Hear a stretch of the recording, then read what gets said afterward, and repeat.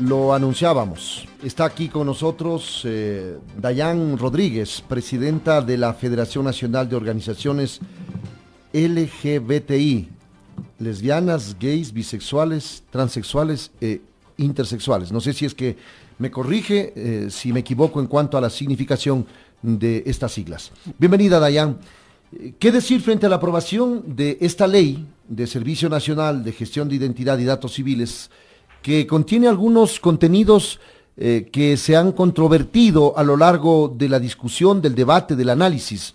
Por ejemplo, el hecho de que pueda constar en la cédula el tema género y no sexo, como es en la actualidad, que va a ser optativo a partir de los 18 años. Se habría querido de que sea generalmente, de que ya conste definitivamente género y no sexo, pero la ley establece que a los 18 años usted puede establecer cómo se identifica. Bienvenida, con esto arrancamos, El País de Escucha, buenos días. Buenos días, gracias por la invitación y si eran correctas las siglas.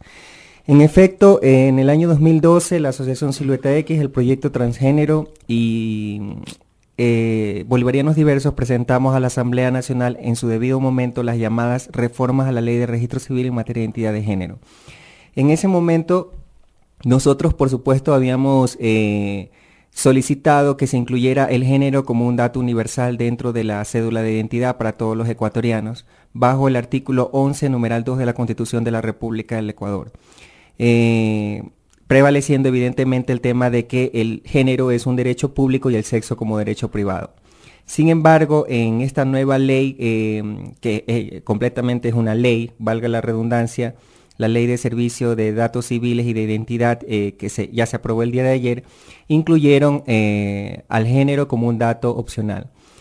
Nosotros consideramos que, a pesar de que no se lo haya incluido como nosotros esperábamos desde la primera ocasión, el género universal, de igual forma significa un avance muy importante dentro del país, porque nos dará la oportunidad, evidentemente, de poder a la ciudadanía, más que todo, que desconoce sobre el género como un derecho público y el sexo como un derecho privado,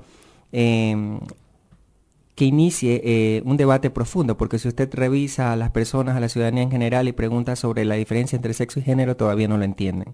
Entonces consideramos que mediano... ¿Cuál es esa diferencia? Para que la gente que le esté escuchando en todo el país, le están escuchando en Guayaquil, en Quito, en el oriente, en la costa, ¿cuál es el concepto que debe tener clara la ciudadanía y la diferencia? Sexo se rige a caracteres biológicos y anatómicos de la persona, y género a la construcción social, cómo la sociedad delimita el comportamiento a partir de estas características biológicas o anatómicas. Por ejemplo, yo nací biológicamente varón, eso nadie lo va a cambiar. Por muchas operaciones que yo me realice, yo voy a morir varón, ¿sí?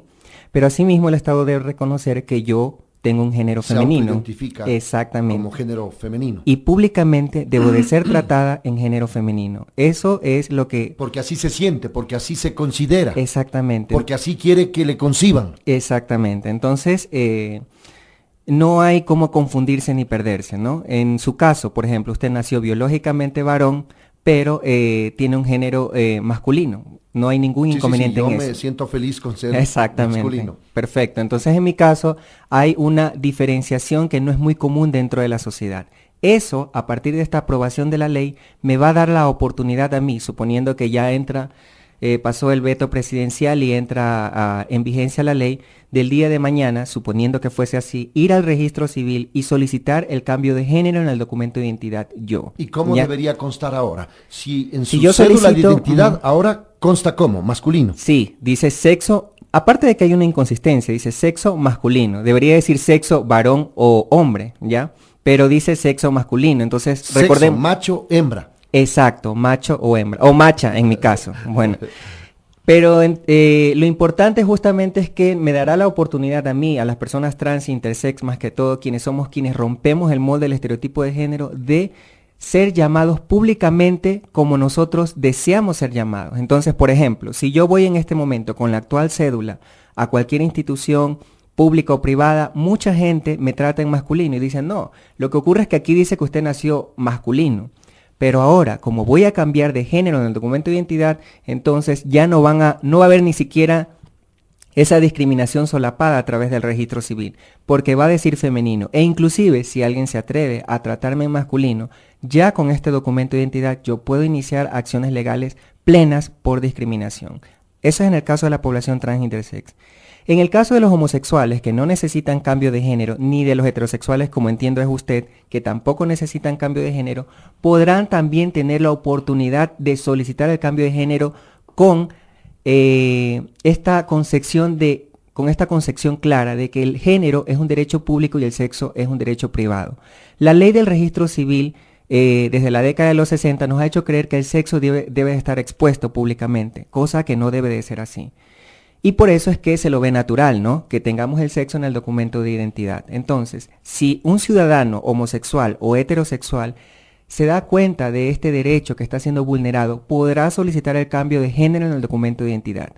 Eso deslegitima los discursos que se escuchan en redes sociales y en algunos medios de comunicación por parte de gente que trata de deslegitimar este proyecto de ley que nos parece muy importante y por supuesto es un avance en derechos humanos al tratar de decir que es un apartheid o al tratar de decir que es una ley discriminatoria. No es discriminatoria porque no está separando solo las personas trans. Está dando la oportunidad a todos los ecuatorianos de cambiar el género en el documento de identidad. Ahora, tal como establece la norma, que de ser aprobada, de ser dada luz verde por el presidente de la República, está muy bien que eso haya sucedido, porque no me imagino que los padres, cuando nacen, tengan que analizar algún aspecto adicional para saber qué es lo que va a pasar en el futuro. Es decir, deben inscribirle cómo biológicamente nace la persona, o varón o mujer. Y posteriormente, cuando ya tenga su mayoría de edad, aquella persona con este derecho que le da la ley podrá cambiar de acuerdo a cómo se sienta. Y eso es absolutamente correcto, porque en otros casos se pensaba que eso debía cambiar de manera general, que no sea optativo, que en vez de sexo conste género, pero allí género tendría que determinar igual el padre y la madre cuando nace la persona. Sí, pero en este caso, con la ley aprobada, no va a ser así, porque la ley evidentemente permite que a partir de los 18 años sea la persona que... Pero me parece lo más adecuado, claro, no sé si me equivoco, me parece está muy lo bien. Más sabio. Aunque hay opiniones y opiniones, Dayan. Pamela Troya decía ayer, el gobierno se ha encargado de dividir las organizaciones y no solamente las sociales. Usted mira, y ponía como ejemplo, en el caso indígena hay la CONAIE y la Alianza Indígena, una en contra de las acciones del gobierno y políticas del gobierno, y la Alianza Indígena creada para apoyar las acciones del gobierno. En cuanto a los maestros, la UNE y la Red de Maestros, en cuanto a los trabajadores del FUD y la CUT, y también dice que hay organismos y dirigentes funcionales al gobierno que han apoyado todo lo que ha planteado el oficialismo. Y ahí le ubica a usted, es decir, se ha dividido porque no están conformes con la aprobación y las características de esta norma.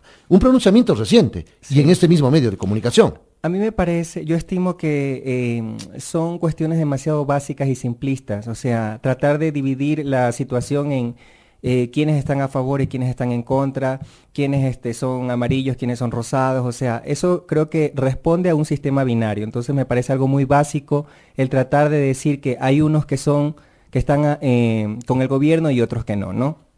Pero ha sucedido esa división, el gobierno ha hecho ese milagro también en las organizaciones de activistas. Yo puedo hablar por los colectivos LGBT. Y sobre usted todo fue candidata de una agrupación política. Sí. Yo puedo hablar por la asociación Silueta X. Que tenía tesis contrarias al gobierno. Exacto. Ahora está apoyando y a lo mejor esa es la percepción, no solamente de Pamela Troya, sino de una cantidad de ecuatorianos que le están escuchando y que han visto sus posiciones. A ver, la asociación Silueta X es una de las organizaciones que ha venido trabajando en temas de derechos humanos y voy a hablar específicamente de los temas LGBT. Primero paso por el tema LGBT y luego por el tema político. Perfecto. El tema, justamente aquí, nosotros cuando hemos tenido que hacer un llamado al gobierno, lo hemos hecho. Y eso, lamentablemente, no es difundido ampliamente por los medios de comunicación. Como por ejemplo, cuando nosotros conseguimos la primera reunión con el señor presidente el 13 de diciembre del 2013, llegamos a unos acuerdos, el acuerdo 21525. No se estaban cumpliendo. Tuve la oportunidad de dar unas declaraciones justamente por el tema de la ley de comunicación en Ecuavisa y aproveché el espacio para hacer un llamado al gobierno para que a su vez haga un llamado a su cartera de Estado y se cumplan los acuerdos del 13 de diciembre del 2013. Acciones como esas, personales y también organizacionales, nosotros hemos hecho haciendo llamados de atención al gobierno. Vuelvo a repetir, me parece algo simple, básico y sobre todo binarista tratar de dividir en que si estamos a favor o estamos en contra. La organización la que yo dirijo y ahora la federación con varias organizaciones, siempre hemos tenido esa predisposición de diálogo pacífico, ¿sí? Que nosotros no actuemos como ellos, no, nosotros que no actuemos como actúan otras organizaciones tratando de deslegitimar, desprestigiar, ese no es nuestro discurso. Nosotros creemos que para llegar a acuerdos fundamentales es justamente sentarse y dialogar de una manera respetuosa. En mi Twitter usted no podrá encontrar insultos contra nadie. Y yo actúo así y las organizaciones que están trabajando justamente en la Federación Ecuatoriana de Organizaciones LGBT trabajamos de esa manera. A quienes no les guste no significa que nosotros estemos justamente alineados al gobierno. Eso no tiene nada que ver en absoluto y vuelvo a repetir, me parece una visión simplista. Pero esa es una percepción de también activistas que han estado al pie de la lucha por Pamela defensa Troya de los apenas derechos. tiene cerca de 3 años, discúlpeme. Yo llevo cerca de 8 años dentro del activismo. Yo creo que y considero que justamente hay personas que han alcanzado un tema sumamente mediático dentro del país y que lamentablemente lo están utilizando de una manera negativa. Una cosa importante que hay que reconocer es que si, por ejemplo, yo no estoy de acuerdo con una ley, no puedo decir que toda la ley en su totalidad no sirve.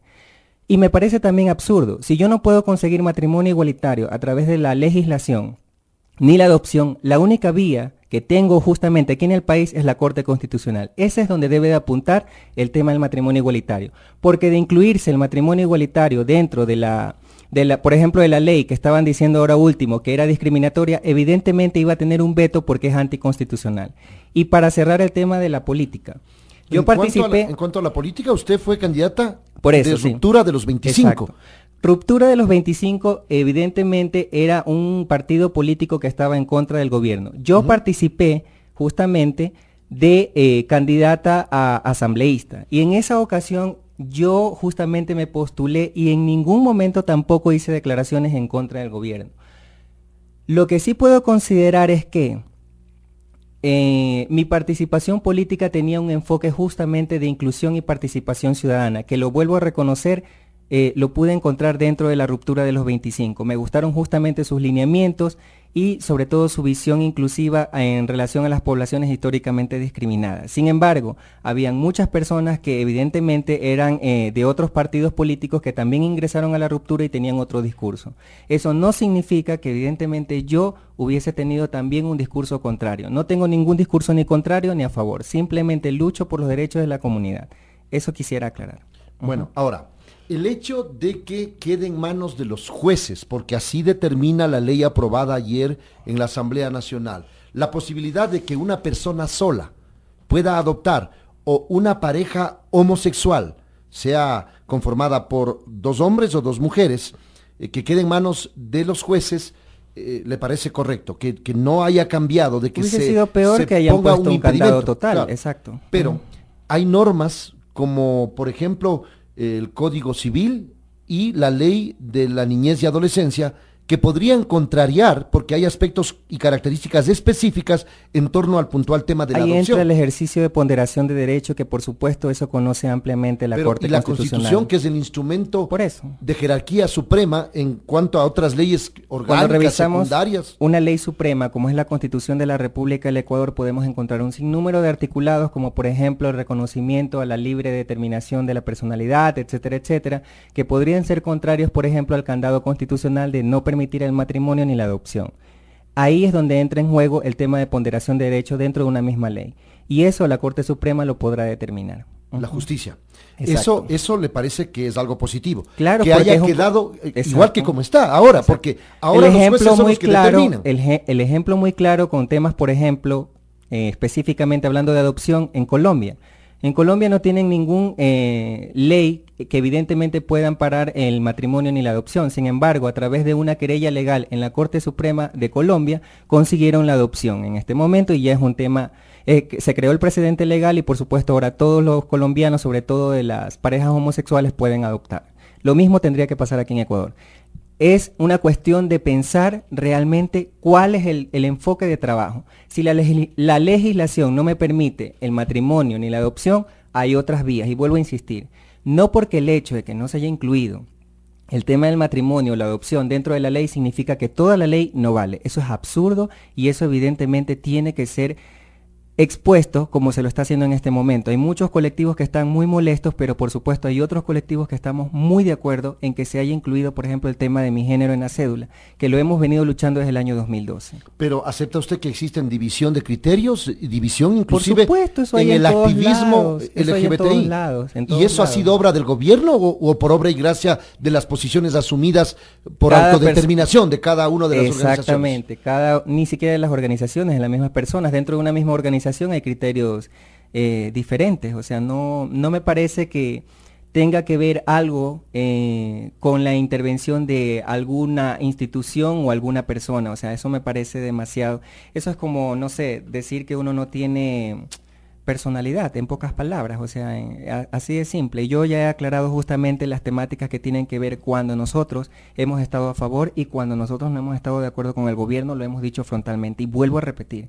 Las otras organizaciones, cuando nosotros hacemos llamados de atención al gobierno, no les da nada por difundirlo en redes, pero sin embargo, cuando hacemos acuerdos, llegamos a logros importantes como lo hemos logrado el año pasado, la Unión de Hechos, discúlpenme. Y le voy a hacer una sola pregunta a todos los ecuatorianos y sobre todo a la población LGBT. ¿Quiénes han conseguido más con el diálogo y con las estrategias que hemos estado desarrollando con el gobierno, que hemos sido nosotros, o aquellas personas que se pasan insultando en las redes sociales, convocando a marchas, etcétera, etcétera, contra el gobierno? ¿Ellos han conseguido algo? Esa es sola mi pregunta, nada más. No tengo ninguna otra pregunta y quiero que quede en la reflexión de todos los ecuatorianos. Ahora, nosotros hasta el momento hemos conseguido 2 leyes fundamentales, el tema de la unión de hecho y el tema de el reconocimiento de las poblaciones trans en el documento de identidad, sin mencionar el tema de salud, educación, empleo y justicia. Bueno, ahora en cuanto no estoy diciendo que es una maravilla, pero por lo menos estamos avanzando. En cuanto, Dayan, al hecho de que los medios de comunicación no han difundido lo suficiente, yo le quiero recordar que con usted hemos tenido varios diálogos y a lo largo de un proceso, incluso cuando fue candidata, en Guayaquil, en Quito, hemos dialogado por teléfono en varias oportunidades y hemos seguido de cerca el proceso. No sé qué medios de comunicación han querido obviar la posición de ustedes, pero nosotros hemos sido abiertos, claros, categóricos y apenas ha habido algo que informar sobre ustedes, bajo nuestro punto de vista particular, evidentemente los hemos convocado. Me refiero a que cuando uno hace algún tipo de criterio debería de tener todos los argumentos necesarios, ¿no? Entonces, si yo estimo que una persona se encuentra solamente alineada a esta posición, debería revisar todos los antecedentes de esa persona. Entonces, eso no se hace, por lo menos en mi caso. No se revisan todos los antecedentes. Nosotros incluso también enviamos una carta al presidente cuando en alguna ocasión tuvo un desliz en su forma de expresarse en relación a la diversidad. Eso tampoco no lo difundieron ampliamente. Entonces, vuelvo a repetir, cuando nosotros hacemos llamados de atención y se supone que somos los que estamos alineados al gobierno, no los difunden ampliamente, pero cuando llegamos a acuerdos no están y logros, alineados al gobierno. No, porque somos organizaciones de la sociedad civil y de derechos humanos. Si yo paso nuevamente a la política, podríamos estar conversando de este mismo tema nuevamente.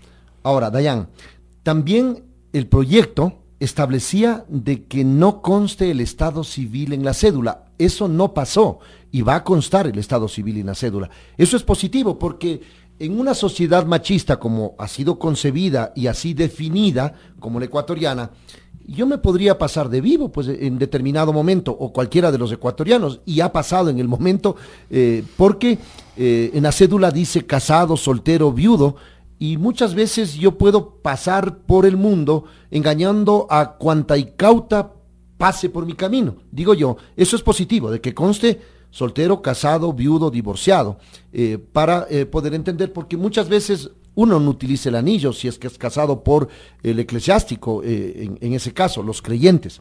En tal virtud, hago esta reflexión para escuchar su opinión y su criterio. 2 cosas importantes aquí. Primero, hablar de la ley y segundo, de la posición de los LGBT en relación a esto. A ver. Los LGBT supuestamente que usted dice que están en oposición a nosotros.